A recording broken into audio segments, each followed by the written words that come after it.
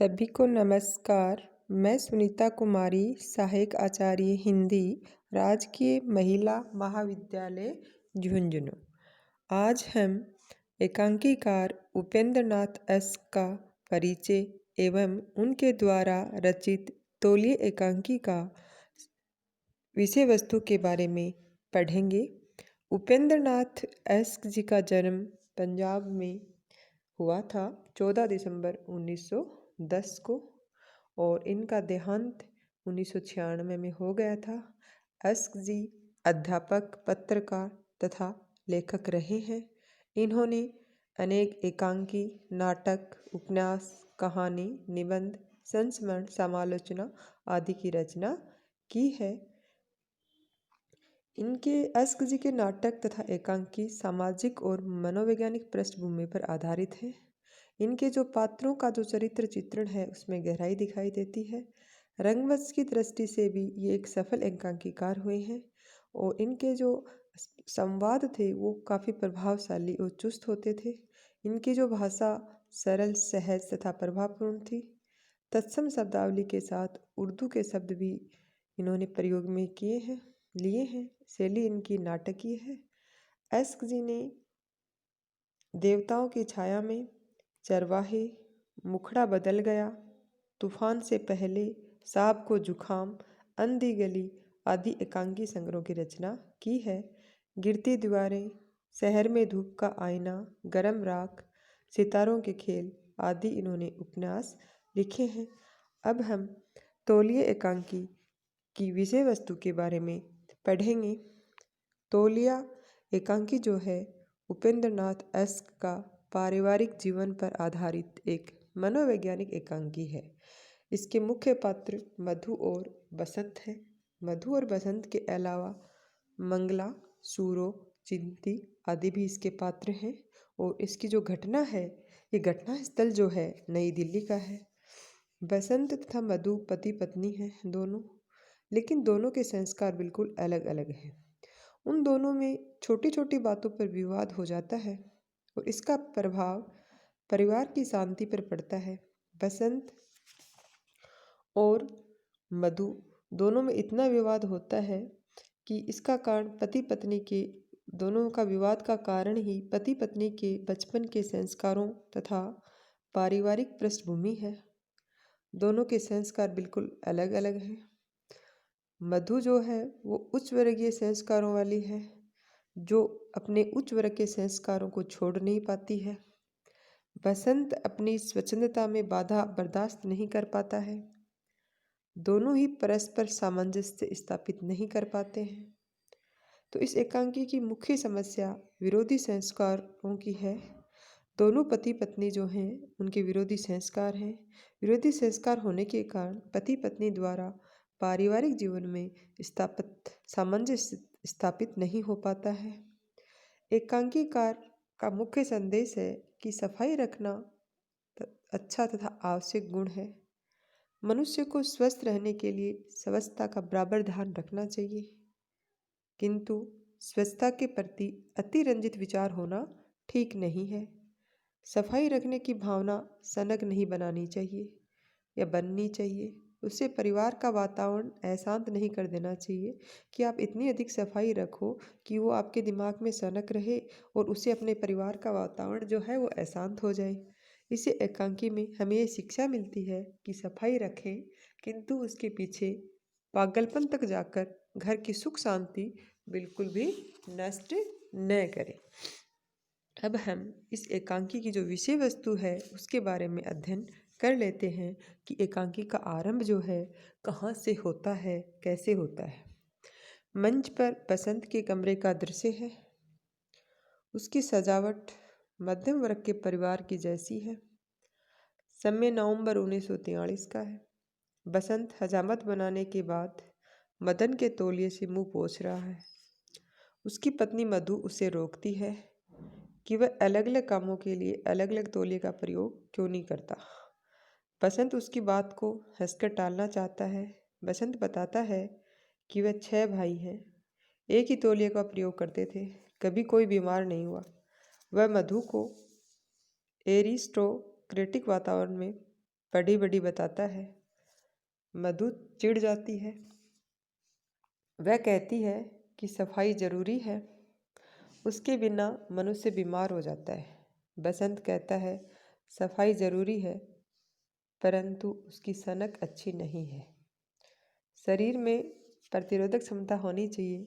बीमारी पास बिल्कुल, अगर प्रतिरोधक क्षमता अच्छी होगी तो बीमारी बिल्कुल पास में नहीं आएगी। बसंत उदाहरण देता है। बसंत चूहा शेरनशाह का उदाहरण देता है। वह बताता है कि वहाँ पीने के लिए साफ पानी भी नहीं है। लोग जोहड़ का पानी पीते हैं। वहाँ के जाट बहुत ही स्वस्थ हैं। उनके शरीर के रक्त में भरपूर लाल कण हैं। मधु कहती है तो उससे जोहड़ का पानी पीना पड़ेगा। बताती है क्यों। फिर वह अपने मामा जी की सफाई पसंदगी का उदाहरण देती है। बसंत उसे रोक देता है। वह उनके व्यवहार को मनुष्यों के बीच भेदभाव करने वाला तथा अपमानजनक बताता है। दोनों के विवाद बढ़ते हैं तो बिल्कुल मधु रूठ जाती है और अपने पिता के घर जाने के लिए तैयार होती है। तभी ही दफ्तर से बसंत के लिए फ़ोन आ जाता है और उसे तुरंत बनारस जाने का आदेश मिलता है। वह मधु से कहता है कि वह अपना सामान बाद में बांधे, पहले उसके जाने की तैयारी कर दे। तभी पर्दा गिरता है और पर्दे गिरने के साथ दूसरा दृश्य प्रारंभ हो जाता है और पर्दा खुलता है। दृश्य मधु के शयन कक्ष का है। फर्नीचर तथा वस्तुएं प्रथम दृश्य हैं, किंतु उनका स्थान बदल जाता है। कमरे में टंगे कैलेंडर से पता चलता है कि जनवरी 1494 है। सर्दी अधिक है। बाहर से आती ठंडी हवा को रोकने के लिए मधु नौकरानी मंगला से कहती है कि वह रजाई में लेटी हुई है। वह कुछ उदास है। उसी समय उसकी कॉलेज की सहेलियां सूरो और चिंती वहां आती हैं। मधु उनको अपने पास बुला लेती है तथा अपने पास ही रजाई में बैठने को कहती है। वे बिस्तर गंदे होने की बात कह देती हैं दोनों, किंतु मधु उन्हें सौहार्दपूर्ण व्यवहार करती है और आग्रहपूर्वक रजाई में बैठा लेती है। वह मंगला से उनके लिए चाय बनवाती है तथा बिस्तर पर बैठकर उनके साथ चाय पीती है। कुछ देर रुककर दोनों सहेलियां चली जाती हैं। मधु अपनी नौकरानी को बुलाकर पूछती है कि वह पहले से बहुत बदल गई है। अपने आप व्यवहार के बारे में बोलती है। मंगला कोई उत्तर नहीं देती। मधु बताती है कि बसंत उससे नाराज होकर चला गया। 2 महीने से उसने उससे कुशलक्षेम पूछने के लिए पत्र भी नहीं लिखा। वह उसको नाराज नहीं करना चाहती। वह स्वयं को उसके स्वभाव के अनुसार बदल रही है। वह चाह रही है कि मैं खुद अपने आप को बदल लूं। तभी इतने में बसंत वहाँ आ जाता है। वह प्रसन्नतापूर्वक मधु से बातें करता है। मधु से कहती है कि वह उससे नाराज होकर चला गया, पत्र तक नहीं लिखा। बिल्कुल उसने क्या नहीं लिखा, पत्र तक नहीं लिखा। बसंत उसको बताता है कि उसने पत्र लिखा था, वह उससे नाराज नहीं हो सका। मधु की शिकायत दूर हो जाती है। वह बसंत को बताती है कि वह उससे घृणा नहीं करती। उसने स्वयं को पूरी तरह बदल डाला। वो अपने आप को बदलने की कोशिश कर रही है, अपने आप को बदल डाला। वह बसंत से कहती है कि वह हाथ मुंह धो डाले। वह उसके लिए चाय तैयार करती है। बहुत सर्दी है। पहले तो बसंत मना करता है, किंतु बाद में हाथ मुंह धोने चला जाता है। वह लौटकर आता है तथा उसी तौलिए से हाथ मुंह पोंछ लेता है जिसको कुछ समय पहले सूरो और चिंती ने प्रयोग किया था। और ये देखते ही मधु तुरंत नाराज हो जाती है।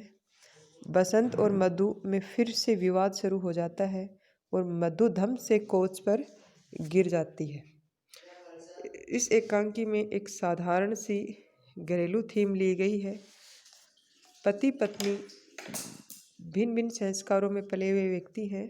पति ठेठ मध्यम वर्ग से आता है और पत्नी उच्च मध्यम वर्ग से। अतः दोनों में टकराहट होना अनिवार्य है। प्राय घरों में छोटी छोटी बातों को लेकर बात का बतड़ंग हो जाता है। विभिन्न कामों के लिए निर्धारित तौलिए का इस्तेमाल करना पति की आदत के विरुद्ध है। और ये मदन का तौलिया है। ये हजामत के समय प्रयोग में लाया जाने वाला तौलिया है और ये स्नान के बाद। किंतु पति किसी समय किसी भी तौलिए का इस्तेमाल कर लेता है। पत्नी को इससे बेहद चिढ़ होती है और वह काफ़ी सफाई पसंद है। दूसरे के तौलिए का प्रयोग कई प्रकार की बीमारियां पैदा कर सकता है। गीला तौलिया छूना भी उचित नहीं है। पति इसे एरोस्टेक्रेसी मानता है। मध्यम वर्गीय सहज जीवन ही उसे पसंद है। दोनों अपनी अपनी जिद पर अड़े रहते हैं। एक खास स्थिति पैदा करके लेखक एकांकी में मोड़ लाता है। मोड़ की प्रक्रिया कहीं से त्रुटिपूर्ण नहीं लगती। एकांकी बीच में कहानीकार डालकर एस्क ने विनोद का गहरा पुट दिया है। और अंत में हम यही कहना चाहेंगे कि सफाई रखना एक अच्छा तथा आवश्यक गुण है, लेकिन मनुष्य को स्वस्थ रहने के लिए स्वच्छता का बराबर ध्यान रखना चाहिए। किंतु स्वच्छता के प्रति बहुत ज़्यादा अतिरंजित विचार करना भी ठीक नहीं है। सफाई रखने की भावना जो है वो सनक नहीं होनी चाहिए, किंतु उसके पीछे पागलपन तक जाकर घर की सुख शांति बिल्कुल भी नष्ट नहीं करनी चाहिए।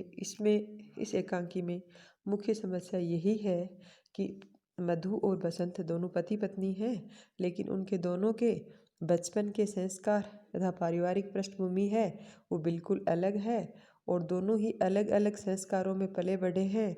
बसंत निम्न वर्गीय मध्यम परिवार का है, जबकि मधु है वो उच्च वर्गीय मध्यम परिवार की है। और मधु जो है उच्च वर्गीय संस्कारों को छोड़ना नहीं चाहती है और बसंत अपनी स्वच्छंदता में बाधा बर्दाश्त नहीं कर पाता है और दोनों में आपस में सामंजस्य स्थापित नहीं हो पाता है। और इसलिए दोनों में सबसे बड़ी समस्या है वो विरोधी संस्कारों की है। और पति पत्नी के द्वारा अपने विरोधी संस्कार होने के कारण पति पत्नी के द्वारा पारिवारिक जीवन में सामंजस्य स्थापित न कर पाने की इस एकांकी की बहुत बड़ी समस्या है।